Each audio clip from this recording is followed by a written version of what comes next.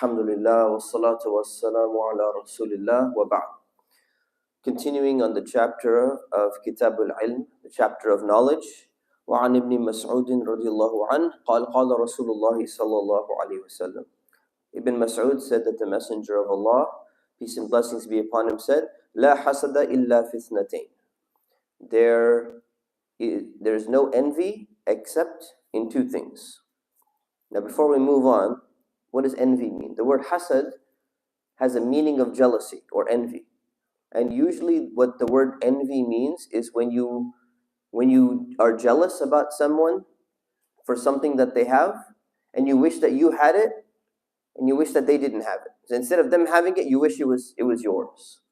So the Messenger of Allah is saying that no one should be envious about somebody else except for one of two things.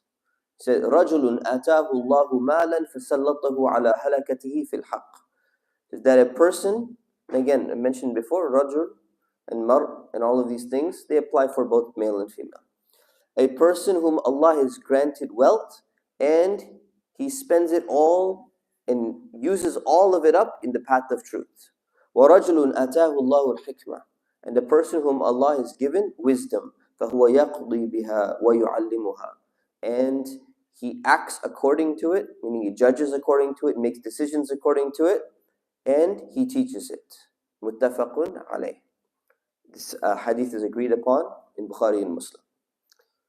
So, the correct way to understand this hadith is that the Messenger of Allah is talking about the importance and the value and the superiority of somebody who is extra charitable. They give a lot in charity. And it's also talking about the importance of knowledge and the importance of wisdom. So if one of them, it gives two examples. The one example is that Allah has blessed them with a lot of wealth. Now, this is important to understand, is that when people who have wealth, sometimes they start to begin to think that, I earned this myself. This is all my acquisition. And, Allah's help in this was very minimal. And this is a misunderstanding, by the way. We won't go into so much detail, but this is wrong. The way that we should think about things is, we put in some effort. We used a little bit of our own mind. We had some circumstances that went well, but Allah subhanahu wa ta'ala is the one who set up all the other circumstances for us. If He didn't want us to get it, and He didn't put up the right conditions, we would have never gotten this. And then the second, it says that Allah has given wisdom to people. So the wisdom itself is not just your own, it's not your own acquisition either.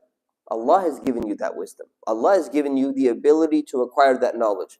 Allah has given you some aspect of inborn intelligence that maybe you have a little bit more over other people, and He gave you the opportunity to acquire that level of intelligence throughout the rest of your life.